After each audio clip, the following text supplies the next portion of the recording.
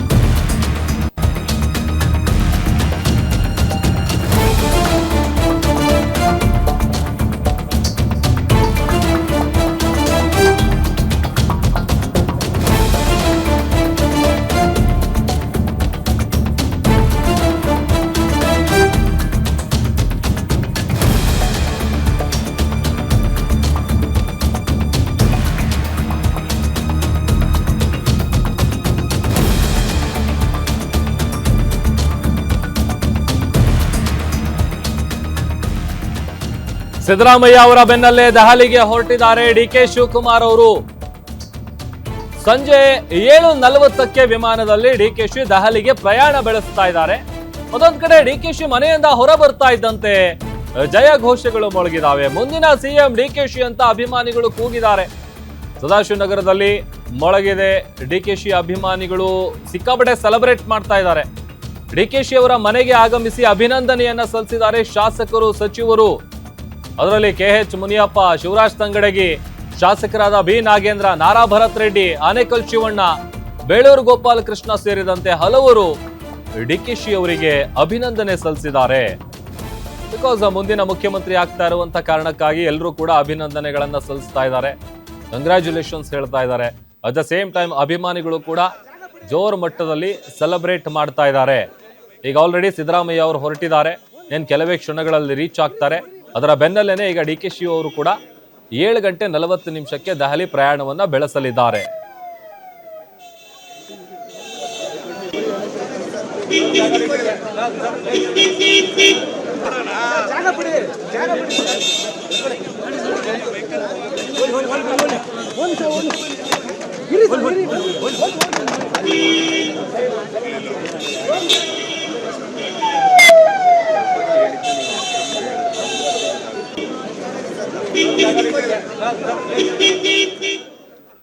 ನೋಡಿ, ಒಂದ್ ಕಡೆ ಸಿದ್ದರಾಮಯ್ಯ ಅವರು ರಾಜೀನಾಮೆ ನೀಡಿದ ನಂತರದಲ್ಲಿ ಸಹಜವಾಗಿ ಅವರ ಅಭಿಮಾನಿಗಳಿಗೆ ಅಥವಾ ಅವರ ಬೆಂಬಲಿಗರಿಗೆ ಎಲ್ರಿಗೂ ಒಂಥರದ ಬೇಸರದ ವಿಚಾರ ಅಂತ ಅಂದ್ರೆ, at the same time DK ಶಿ ಅವರ ಅಭಿಮಾನಿಗಳಿಗೆ, ಅವರ ಹುಟ್ಟೂರಲ್ಲಿರುವಂತವರಿಗೆ, ಪ್ರತಿಯೊಬ್ಬರಿಗೂ ಅಂದ್ರೆ ಯಾರ್ಯಾರು ಡಿಕೆ ಶಿವಕುಮಾರ್ ಅವರು ಸಿಎಂ ಆಗಬೇಕು ಅಂತೇಳಿ ಆಸೆ ಇಟ್ಕೊಂಡಿದ್ರು, ಕನ್ಸ್ ಕಾಣ್ತಾ ಇದ್ರು, ಅವ್ರೆಲ್ರಿಗೂ ಕೂಡ ಒಂದ್ ರೀತಿ ಸೆಲೆಬ್ರೇಷನ್. ಬಿಕಾಸ್ ಈಗ ಆಲ್ರೆಡಿ ಯಾವಾಗ ತಮ್ಮ ಸ್ಥಾನಕ್ಕೆ ಅವ್ರು ರಾಜೀನಾಮೆ ನೀಡ್ತಾ ಇದ್ದಾರೆ, ಮುಂದಿನ ಮುಖ್ಯಮಂತ್ರಿ ಆಗ್ತಾ ಇದ್ದಾರೆ ಡಿಕೆ ಶಿವಕುಮಾರ್ ಅನ್ನುವಂಥ ವಿಚಾರ ಗೊತ್ತಾಯ್ತು, ಆಗ್ಲಿಂದನೇ ಸೆಲೆಬ್ರೇಷನ್ ಮಾಡ್ತಾ ಇದ್ದಾರೆ. ಅದೇ ನಿಟ್ಟಿನಲ್ಲಿ ಅನೇಕ ಸಚಿವರು, ಶಾಸಕರು ಕೂಡ ಡಿಕೆ ಶಿ ಅವರಿಗೆ ಅಭಿನಂದನೆಗಳನ್ನ ಸಲ್ಲಿಸಿದ್ದಾರೆ. ಮತ್ತೊಂದ್ ಕಡೆ ಅವರ ಸದಾಶಿವನಗರದಲ್ಲಿರುವಂತ ನಿವಾಸದ ಬಳಿ ಅಭಿಮಾನಿಗಳು ಸಿಕ್ಕಾಪಟ್ಟೆ ಸೆಲೆಬ್ರೇಟ್ ಮಾಡಿದ್ದಾರೆ. ಜೊತೆಗೆ ಅವರು ಮನೆಯಿಂದ ಹೊರಗಡೆ ಬರ್ತಾ ಇದ್ದಂತೆನೆ ಮುಂದಿನ ಮುಖ್ಯಮಂತ್ರಿ ಡಿಕೆ ಶಿವಕುಮಾರ್ ಅಂತೇಳಿ ದೊಡ್ಡ ಮಟ್ಟದಲ್ಲಿ ಘೋಷಣೆಗಳನ್ನ ಕೂಗಿ ಸೆಲೆಬ್ರೇಟ್ ಮಾಡಿದ್ದಾರೆ. ಈಗ ಆಲ್ರೆಡಿ ಸಿದ್ದರಾಮಯ್ಯ ಅವರು ಹೊರಟಿದ್ದಾರೆ. ಅದರ ಬೆನ್ನಲ್ಲೇನೆ ಈಗ 7:40 ಡಿಕೆ ಶಿ ಅವರು ಕೂಡ ದೆಹಲಿ ಪ್ರಯಾಣವನ್ನ ನಡೆಸ್ತಾ ಇದ್ದಾರೆ. ನಾಳೆ ಮಹತ್ವದ ಮೀಟಿಂಗ್ ಇದೆ. ಹೀಗಾಗಿ ರಾಜೀನಾಮೆ ನೀಡ್ತಾ ಇದ್ದಂತೆನೆ ದೆಹಲಿ ಪ್ರಯಾಣ ಬೆಳೆಸಿದ್ದಾರೆ ಸಿದ್ದರಾಮಯ್ಯ ಅವರು. ಅವರು ಹೋದ ಬೆನ್ನಲ್ಲೇನೆ ಇವತ್ತೇ ಬನ್ನಿ ಅಂತೇಳಿ ಹೈಕಮಾಂಡ್ ಡಿಕೆ ಶಿ ಅವರನ್ನ ಕರೆದಿದೆ. ಹೀಗಾಗಿ ಡಿಕೆ ಶಿ ಅವರು ಕೂಡ ದೆಹಲಿಗೆ ಹೋಗ್ತಾ ಇದ್ದಾರೆ.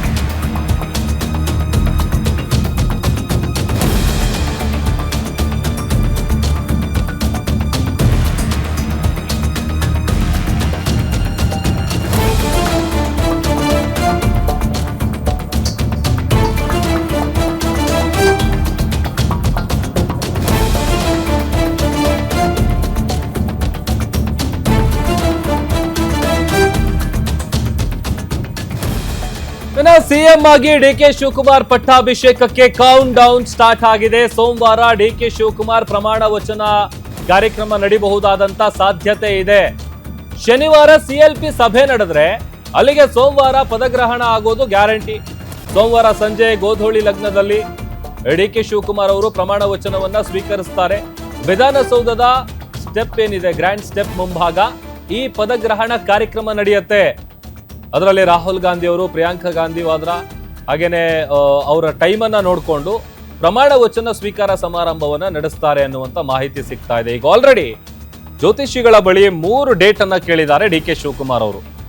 ಬಿಕಾಸ್ ಹೇಳಿ ಕೇಳಿದ್ರಲ್ಲೆಲ್ಲ ಬಹಳ ನಂಬಿಕೆ ಇಡ್ತಾರಲ್ಲ, ಹಂಗಾಗಿ 3 ಡೇಟ್ ಕೇಳಿದ್ದಾರೆ.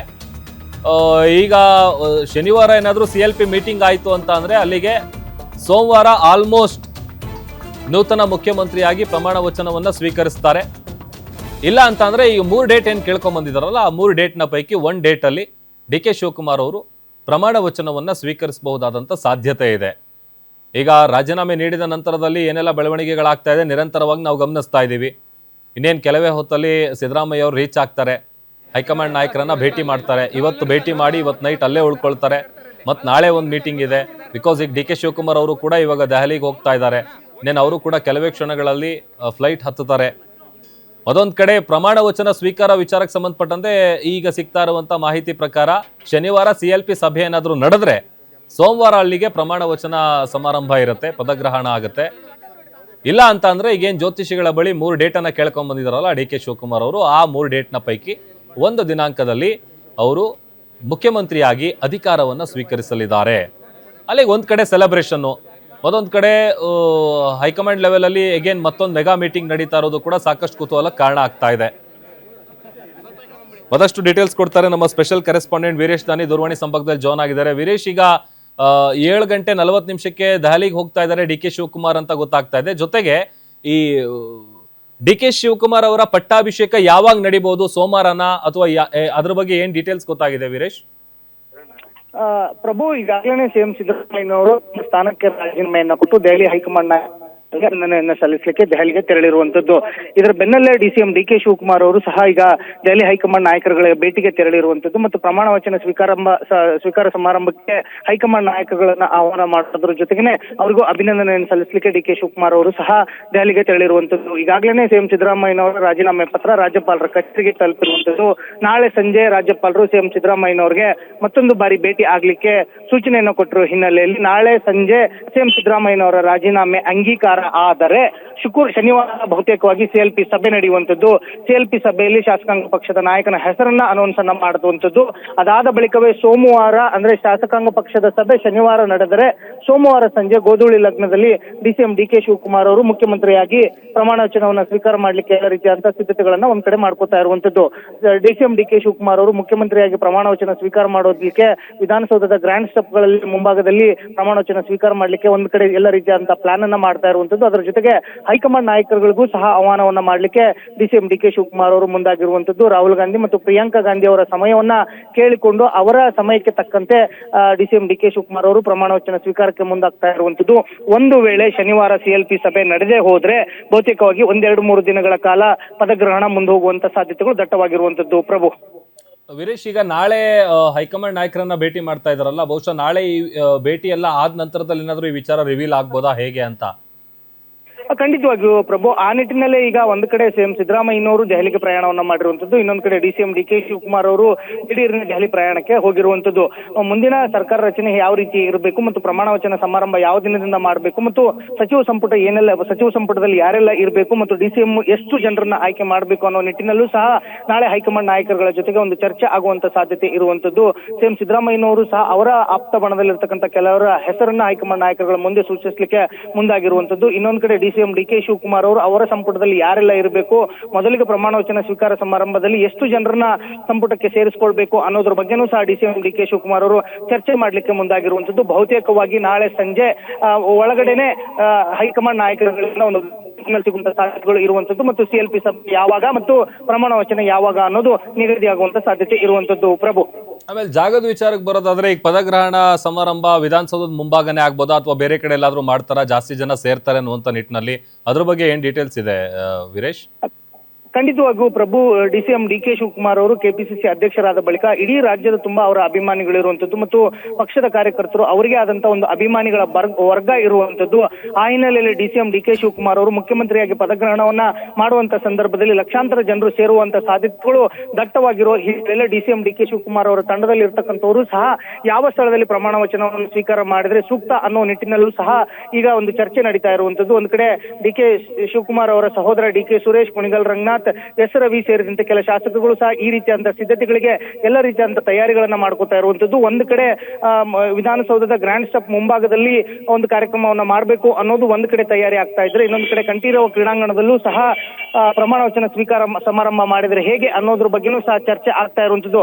ಬಹುತೇಕವಾಗಿ ನಾಳೆ ಮಧ್ಯಾಹ್ನದ ಬಳಿಕ ಅಂದ್ರೆ ಸಂಜೆ ಒಳಗಡೆ ಹೈಕಮಾಂಡ್ ನಾಯಕರುಗಳ ಭೇಟಿ ಆದ ಬಳಿಕ ಸ್ಥಳ ನಿಗದಿ ಮತ್ತು ಸಮಯ ನಿಗದಿಯಾಗುವಂತ ಸಾಧ್ಯತೆಗಳು ದಟ್ಟವಾಗಿರುವಂತದ್ದು. ಪ್ರಭು, ಈಗ DKಶಿ ಅವರು ದೆಹಲಿಗೆ ಹೊರಡ್ತಾ ಇದಾರಲ್ಲ, ಬಹುಶಃ ಈಗ ಹೋದ ನಂತರದಲ್ಲಿ ಇವತ್ತೇ ಭೇಟಿ ಮಾಡ್ತಾರಾ ಅಥವಾ ನಾಳೆ ಭೇಟಿ ಮಾಡ್ತಾರಾ, ಹೇಗೆ? ಪ್ರಭು, ಈಗಾಗಲೇ DCM DK ಶಿವಕುಮಾರ್ ಅವರು ಸದಾಶಿವ ನಗರದಿಂದ ವಿಮಾನ ನಿಲ್ದಾಣದತ್ತ ತೆರಳಿರುವಂತದ್ದು. ಅದೇ ರೀತಿಯಾಗಿ CM ಸಿದ್ದರಾಮಯ್ಯನವರು ಸಹ ಅವರ ಪುತ್ರ ಯತೀಂದ್ರ ಅವರ ಜೊತೆಗೆ ದೆಹಲಿಗೆ ತೆರಳಿರುವಂತದ್ದು. CM ಸಿದ್ದರಾಮಯ್ಯ ಮತ್ತು DCM DK ಶಿವಕುಮಾರ್ ಅವರು ಅರ್ಧ ಗಂಟೆ ಹೆಚ್ಚು ಸಮಯದಲ್ಲಿ ದೆಹಲಿಗೆ ತಲುಪ್ತಾರೆ. ಹೈಕಮಾಂಡ್ ನಾಯಕರುಗಳನ್ನ ಹಿಂದೆ ಭೇಟಿಯಾಗುವಂತ ಸಾಧ್ಯತೆಗಳು ಸಹ ದಟ್ಟವಾಗಿರುವಂತದ್ದು. ಒಂದು ವೇಳೆ ತಡವಾದ್ರೆ ಇವತ್ತು ರಾತ್ರಿ ಹೈಕಮಾಂಡ್ ನಾಯಕರ ಭೇಟಿಗೆ ಅವಕಾಶ ಸಿಗದೆ ಹೋದ್ರೆ ನಾಳೆ ಬೆಳಗ್ಗೆ ಹೈಕಮಾಂಡ್ ನಾಯಕರುಗಳನ್ನ ಭೇಟಿಯಾಗಿ ಇವತ್ತು ಆಗಿರ್ತಕ್ಕಂಥ ಬೆಳವಣಿಗೆಗಳು ಮತ್ತೆ ಮುಂದೆ ರಾಜ್ಯದಲ್ಲಿ ಸರ್ಕಾರ ರಚನೆಗೆ ಆಗ್ಬೇಕಾಗಿ ಇರತಕ್ಕಂತ ಪ್ರಕ್ರಿಯೆಗಳ ಕುರಿತು ಸುದೀರ್ಘವಾದಂತಹ ಚರ್ಚೆ ಆಗುವಂತ ಸಾಧ್ಯತೆ ಇರುವಂತದ್ದು. ಪ್ರಭು, ಈಗ ನಾಳೆ ಫೈನಲೈಸ್ ಮಾಡ್ಕೊಂಡು ನಾಳೆನೇ ರಿಟರ್ನ್ ಬಂದ್ಬಿಡ್ತಾರಾ ಹೇಗೆ ಅಂತ ವೀರೇಶ್? ಖಂಡಿತವಾಗಿಯೂ ಸಹ ಪ್ರಭು, ಯಾಕಂತಂದ್ರೆ CM ಸಿದ್ದರಾಮಯ್ಯನವರಿಗೆ ಈಗಾಗಲೇ ರಾಜ್ಯಪಾಲರ ಕಚೇರಿಯಿಂದ ನಾಳೆ ಸಂಜೆ ರಾಜ್ಯಪಾಲರನ್ನ ಭೇಟಿ ಆಗ್ಲಿಕ್ಕೆ ಒಂದ್ ಕಡೆ ಸೂಚನೆ ಇರುವಂತದ್ದು. ಇನ್ನೊಂದ್ ಕಡೆ DCM DK ಶಿವಕುಮಾರ್ ಅವರು ಸಹ ಪ್ರಮಾಣ ವಚನ ಸ್ವೀಕಾರ ಮಾಡ್ಲಿಕ್ಕೆ ಎಲ್ಲ ರೀತಿಯಾದಂತಹ ಸಿದ್ಧತೆಗಳನ್ನು ಸಹ ಮಾಡ್ಕೊಳ್ಬೇಕಾದಂತ ಅನಿವಾರ್ಯತೆ ಇದೆ. ಅದರ ಜೊತೆಗೂ ಸಹ ಹೈಕಮಾಂಡ್ ನಾಯಕರುಗಳಿಗೆ ಆಹ್ವಾನವನ್ನು ಮಾಡಿದ ಬಳಿಕ ಯಾವ ಪ್ರಮಾಣದಲ್ಲಿ ಕಾರ್ಯಕ್ರಮವನ್ನ ಮಾಡಬೇಕು ಅನ್ನೋ ನಿಟ್ಟಿನಲ್ಲೇ ಈಗಾಗಲೇ ಚರ್ಚೆ ಆಗ್ತಾ ಇರುವಂತದ್ದು. ಹೀಗಾಗಿ ಬಹುತೇಕವಾಗಿ ನಾಳೆ ಮಧ್ಯಾಹ್ನದ ಒಳಗಡೆನೆ ಈ ಎಲ್ಲ ಕಾರ್ಯಗಳು ಮುಗಿಯುವಂತದ್ದು. ಆ ನಿಟ್ಟಿನಲ್ಲಿ ಚಿತ್ರಣ ಸಿಗುವಂತದ್ದು. ಪ್ರಭು, ಓಕೆ, ಥ್ಯಾಂಕ್ ಯು ವೀರೇಶ್ ನಿಮ್ಮೆಲ್ಲ ಡೀಟೇಲ್ಸ್ಗಾಗಿ.